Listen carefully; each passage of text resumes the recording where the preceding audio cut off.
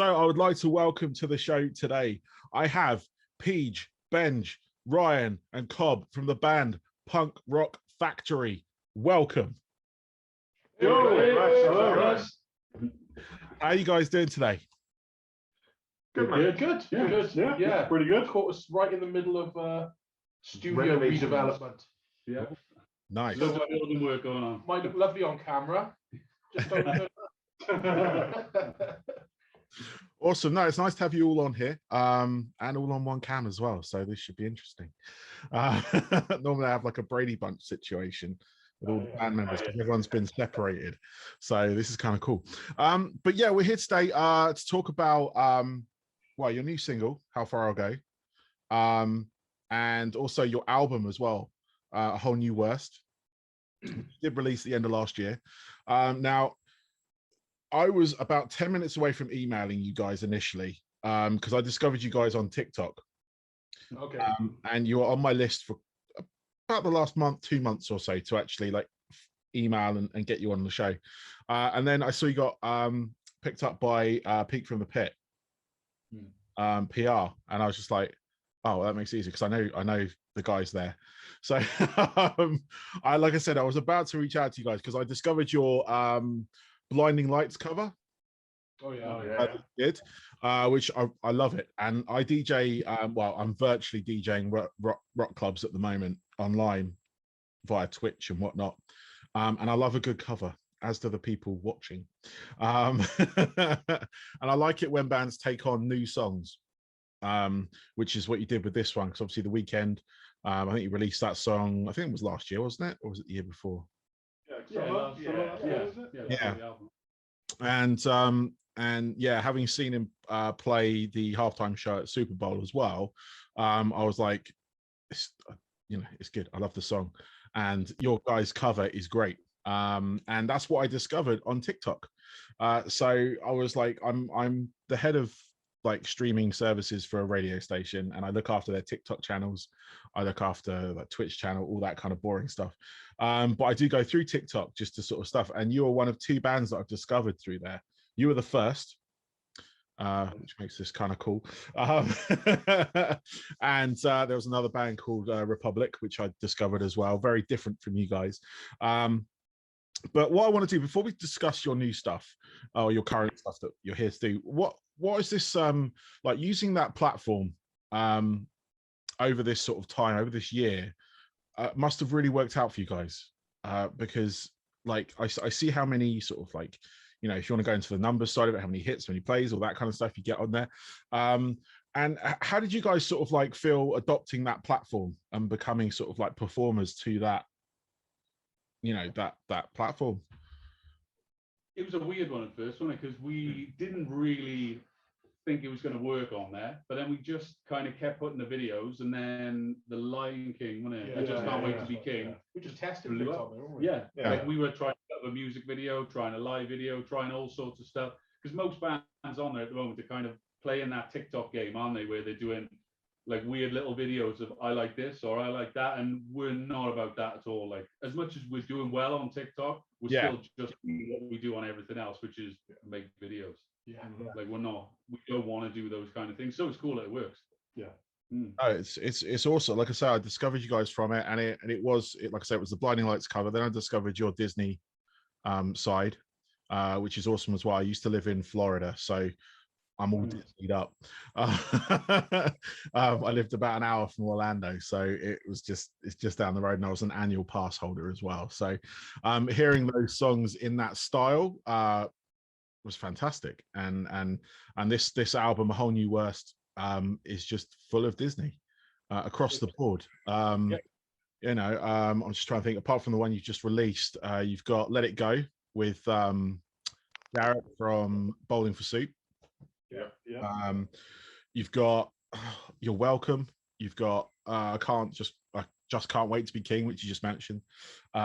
And Under the Sea, loads of them. People go check it out. So what made you pick those? Like, I know it's a broad question, but those particular songs that you put on that album, why those ones? Well, the reason we did Disney in the first place was Just Can't Wait to Be King was picked up really quick on TikTok. So we realized that no one had done a Disney album, People had covered Disney, but not. no one ventured out for a whole album. Yeah, no one really committed to doing a full record. And we found out. Yeah, we found out why. Yeah. It's hard. It's really hard. As much as we chose that track listing, we actually probably dropped about 20 songs because it's so difficult. Some of them, the arrangements, they're like classical, crazy stuff. And we had like hundreds of requests and stuff, Yeah, didn't we? Yeah. Because we put a request format Yeah, as well. yeah. didn't And we did listen to the requests as well, but most of them we just like. The amount we tried and then just dropped was unbelievable. Yeah. We just went with the big hitters in the end. And a lot of the songs you hear, like, I can't think of the top of my head, what was it? Part of Your World? It's like, it's really only have one or two lines that are kind of iconic. So when you try and make a whole 2-3 minute song of it, it wouldn't have worked. Yeah. But it was, And we tried a lot from Aladdin, didn't we? Yeah. Like quite a few Aladdin tracks, and some of them are just bonkers. Like, absolutely bonkers. Every chord under the sun in there. Mulan needed to. Yeah. The one from Mulan, Make a Man Out of You. Our Ryan had a bit of a meltdown with that one on guitars. It was. If you actually listen to the original, like you said, it's very. It's made for theatre. And the music is exactly the same melody as the vocal. So we would have just been singing and playing the same thing if we had done it true to the track. Yeah, translating to rock is always like you think it works, but then you realize when it's violins and things and you put it down with chords, you're like, this is weird. Yeah, the song's been scored rather than written. So you got like Settle and You Build a Bash Up. Do You Want to Build a Snowman is what, 1 minute 40 long? Yeah. And there's 3 key changes in that in 1 minute 40. The arrangements were absolutely insane. So mind-boggling. The reason we settled on the 13 that are on the album is because they're the 13 that worked. That's fair enough. To be fair, we got to the end of that and thought, Jesus Christ, we made it. That's awesome. But how did you get the guests involved? Because you got, like I said, Jarrett from Bowling for Soup. You had Steve Rolls from Belvedere and things like that. And how did you sort of get those together? How did they come about? Steve was actually the first one. We were in the middle of talking to him about doing Enrique Iglesias' Hero. We were talking to him about doing, and we realized that it just wasn't working. And then we said, because TikTok was blowing up, why don't we look at doing this? And we did How Far I'll Go with him. That was the first track. Yeah, because initially we did it without Steve. We actually put it on TikTok. It was just a little mini video. It blew up, and then we went, "Oh, this might actually work." Yeah. And then we got Steve, and then Jarrett got in touch after that. And then Tony from Nest. Yeah, Jarrett, and then from Tony got everyone. Nest, lined everyone up for us. He's like, "What about this guy? What about this guy? Spencer and Adrian." It was bonkers. And there was a few that we actually missed out on as well, wasn't there? Like AJ from Lit wanted to do it, and we didn't manage to get it in time. And Craig from Escape with Fate was one of them as well. I think AJ was a gutter one because he couldn't get into the studio in time to do his parts, so we had to put it out without. I think was it Aaron from Real Big Fish was reached out to as well. The singer of Unwritten Law. We also had the horns section from Less Than Jake lined up at one point. Yeah, but they just couldn't get it. They were going to do horns on You're Welcome, but never. I think it worked out really well because everyone's bored in lockdown. Nobody's on tour. So we've got the studio here. We were just cracking on while everybody else was stuck at home with no studio time or anything. So they were desperate to jump on really, and kind of worked out really well. It did work out well. They, like I said, they were bored. Yeah. It worked out really well for us. So. Fair enough.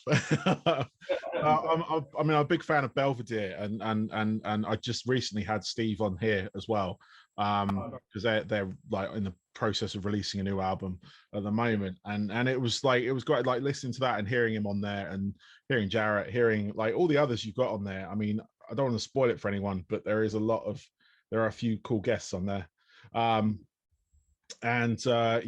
If could we take it back to your other album, if you don't mind? Was it the The Worst Is Yet to Come? Sorry, brain total freeze. With that, obviously it's covers again. Excuse me. You've got you've got a lot of pop songs on there. And what was the sort of like, I mean, taking you back to sort of, I'm guessing it was 2019, 2018? Yeah, Like 19, November 19. Yeah. That album was actually like 3 years in the making. Yeah. We when we initially started out doing it, we had 3 tracks sort of semi done, didn't we? We had Hand in My Pocket, Breathless, yeah. And we were working with another guy who had his own studio, and we were kind of at his mercy, but the studio was kind of like a secondary job to him, really. So he was just trying to work around his time, and then we got those in like 2015. Yeah. And that wasn't supposed to be an album either. No. They were just singles like we originally used to do, and it was just a bit of a part-time thing, and then it just kind of worked into an album, didn't it? Yeah. That's why there's no real theme. It's just Fleetwood Mac and Hanson. Yeah. I was going to ask if there was any sort of like string through it, but it does look like kind of just songs. But no, I mean that's I went back and listened to that, and I love your Bat Out of Hell cover. And I Get Around as well. That totally took me back to Flight of the Navigator. In fact, I went back and watched Flight of the Navigator because it's now on streaming things. It's awesome. So thank you for that. I haven't seen that film in years. But yeah, I mean, sort of like as a sort of, I mean, do you sort of shape yourself as a covers band, or are you planning on doing any like original tracks, or is this the sort of like theme you want to kind of carry on as we sort of open up and obviously start doing gigs and stuff? Asked questions, isn't it? Probably one of the most asked questions. Okay, sorry. No, not in a bad way.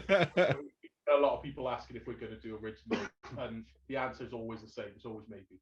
Okay. We would like to do it, but we've got some real kind of plans now that we want to do these themed albums, just mainly because of the time it takes. So a normal band might take a year to do an album, maybe even a little bit longer. The plan with us, because we got the studio and everything, we want to throw out like 4, maybe 5 themed albums in a year, and just really keep up that content game to keep up with TikTok and Spotify and things. Build the audience to this point where it's as big as it can be, and then drop the singles of originals then. Cool. So can you shine any sort of like lights on what your next theme might be? Yeah. So well, it kind of evolved. It evolved because originally it was going to be TV themes. Oh, nice. Quite broad spectrum TV themes, you know, but it's kind of ended up being 90s kids TV themes now. Saturday morning. Yeah, Saturday morning kids TV. And it's awesome. We didn't realize how good some 90s cartoon themes were. They're absolutely This is our heyday nostalgia. Like the Disney stuff was really cool. We loved doing it, and they were songs we liked, but it was almost kind of playing the game a little bit. Whereas this is sitting in front of the TV with your cereal watching cartoons. This is everything we want to do now, and it's awesome. Turtle pajamas on a Saturday morning. Like. Turtles, Power Rangers, Pokemon, Gummy Bears, so many. And we're looking like 20 tracks at the moment. Now, and we're halfway. It's going to be a long album. Granted, some of them are a minute long. But we're, you know, even things like Thundercats are getting looked at. We're talking like culture. It's amazing. That's amazing, because I grew up in that era as well, and that's exactly what I did on a Saturday morning. Just watch cartoons. No, that sounds awesome. I mean, what sort of like time frame have you got on that at the moment? Is it this year, or is it something? Yeah, we're thinking, we haven't really told anyone yet, but we're thinking mid-June this will be out. Okay. Summer album. Start summer. And that's also going to coincide with a few other things. We're probably going to be announcing our tour dates around the same time as well. Okay, cool. Tour dates and the album, and then we probably got time for another album before we tour again this year. Potentially. I like this. This concept. No, it's great. I love it. So like with everything, obviously lockdown's kind of it's worked very much in your kind of favor to kind of build a fan base, if you will, especially on a sort of like larger scales, utilizing those social platforms in order to kind of just promote the band, really. And you've kind of done this all off your own backs, from what I can see as well. So like this sort of like DIY kind of side of things, where does that kind of go for you? Where does the like obviously producing your own music and stuff like that, if you've got your own studio to kind of like go into, but when it comes to like the CD like release, vinyl release, whatever you release it on.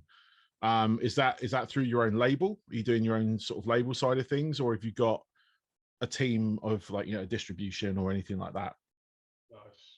We call it a label, but it's just us. It's just us. We say it's a label, but it is literally just us. We use a digital distributor, but as far as all the physicals, the vinyls, everything, we fund everything ourselves. We market it ourselves. We post it ourselves. Yeah. Like we literally post it from the house.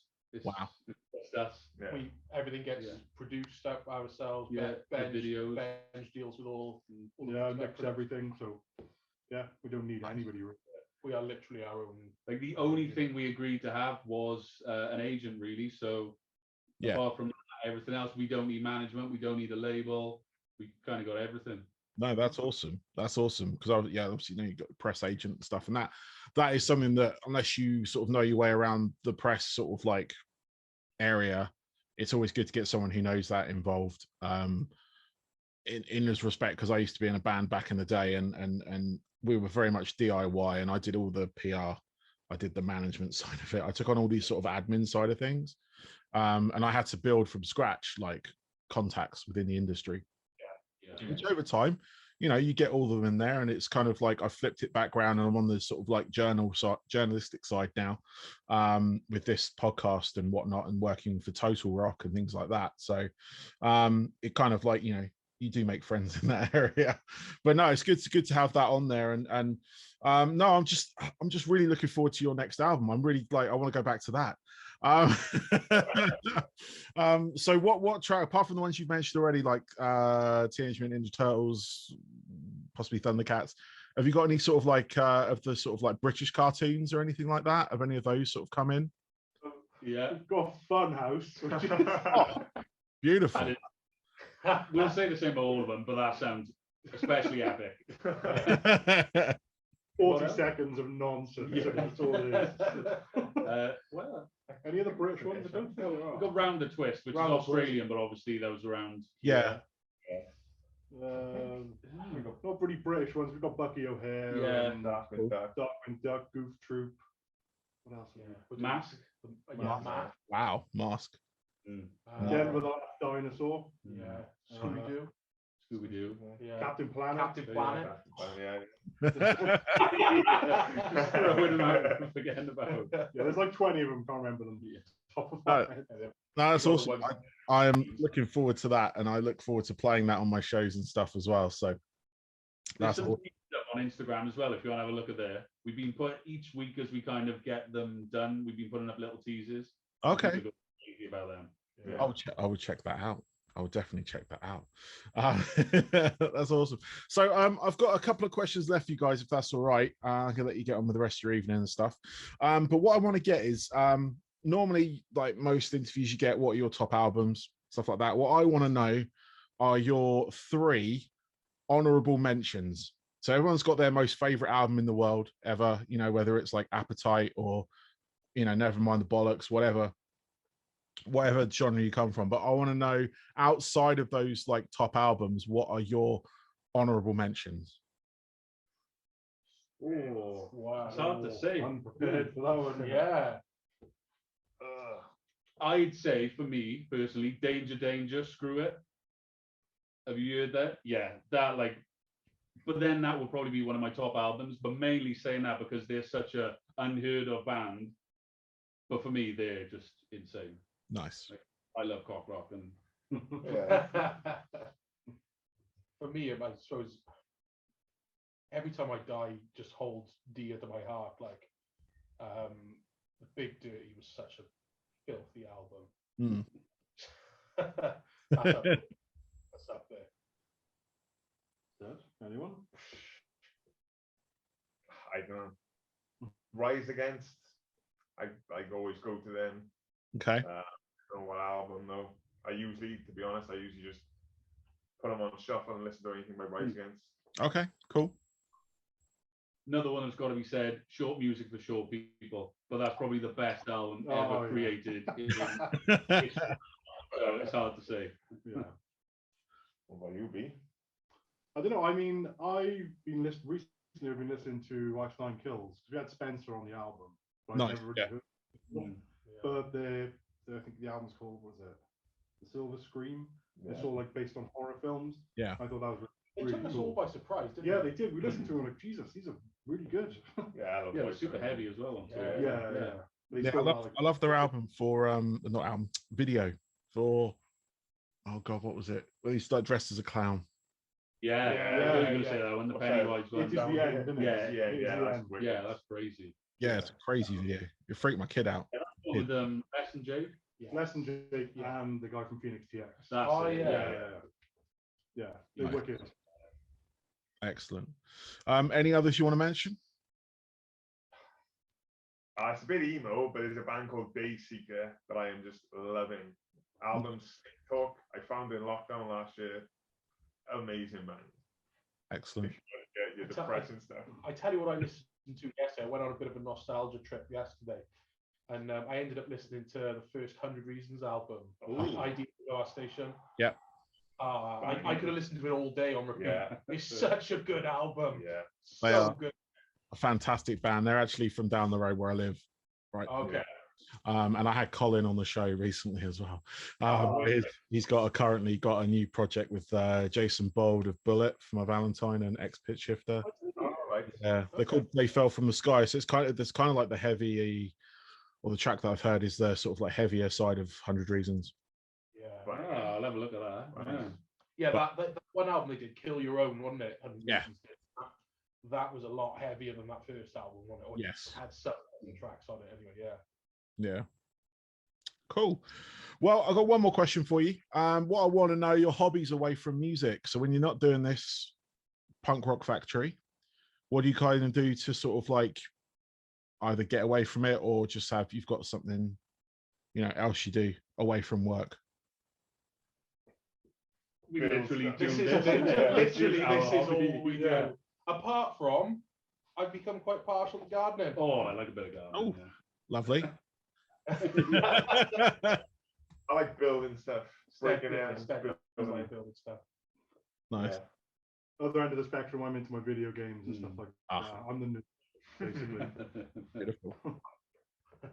Yeah, this does kind of take up all of our spare time, doesn't it? Yeah. It started off as a kind of 1 day a week hobby thing, and now we just every kind of time. Full time. Well, Well, from next week we're actually starting full time. Up until now, it's been 3 evenings in a week. Yeah. Whereas now, from next week, because of the success of it all, we've been able to start full time on it. It's my last working day tomorrow. Yeah, with my job of 10 years. I finished my job Friday. That's amazing. I mean, that is the dream right there. To be able to put away that working day, working life, 9 to 5, and actually concentrate on what, starts as a hobby or a passion and then becomes what you do.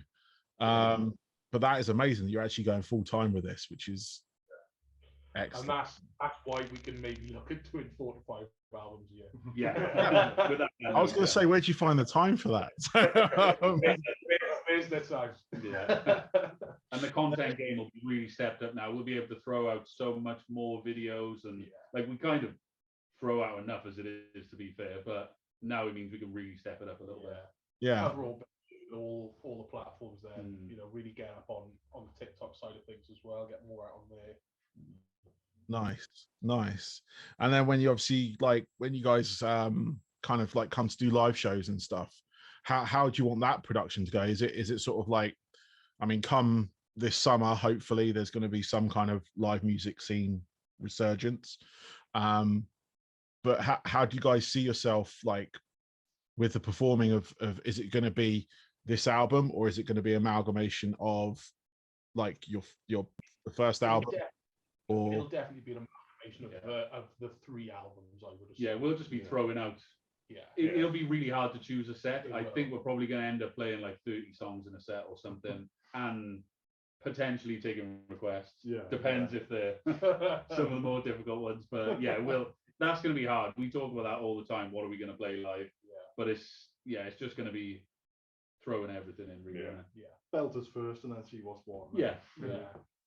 Have you guys done any of those sort of obviously you are kind of live streaming as such by putting out this content and everything? Have you thought about doing a live stream concert like a lot of sort of groups are doing?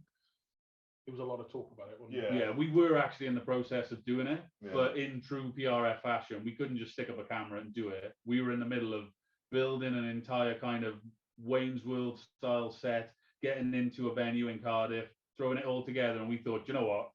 Either we could do this one-off show and probably make some money off it and everything, or we could get this album done. So we thought we'll just get the album done. But we are going to throw out some quick live videos. Yeah, we've got a facility to do our own live streams if we want. So we will do them in the future. Yeah. Okay. Just the time really at the moment, isn't it? We really want to get the album done. With everything kind of opening or starting to open back up now, I think holding off now and concentrating on this album and then doing a tour towards the end of the year, I think that's going to be more beneficial for us than spending a load of money and time on doing one live stream show. Yeah. When things are starting to open back up anyway. Do you know what I mean? Yeah. There's a lot of bands are doing that because they haven't really got much other opportunity, have they? Whereas with us, we've got the studio, we've got the facilities to throw out an album or two or three throughout lockdown rather than putting it all into kind of one live stream show.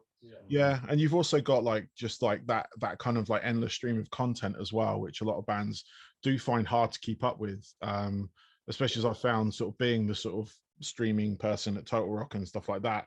It is very difficult to get footage from people or get stuff from people to put up there. And obviously I know you guys are creating yourself, but you've got that kind of like torrent of just videos ready to go.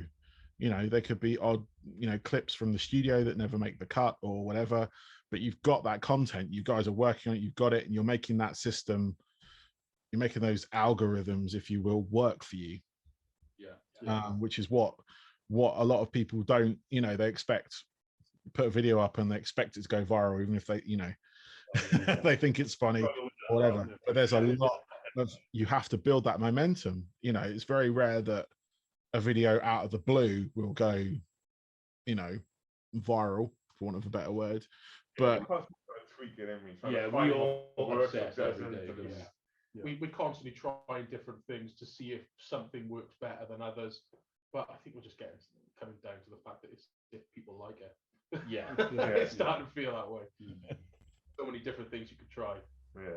Yeah, no, that's very true. That's very why we don't want to expand the team in the sense of like other people and video people and management and labels, because this way we can just go, should we do this today? Like the other day, let's do that Miley Cyrus video. Job done, slap it up.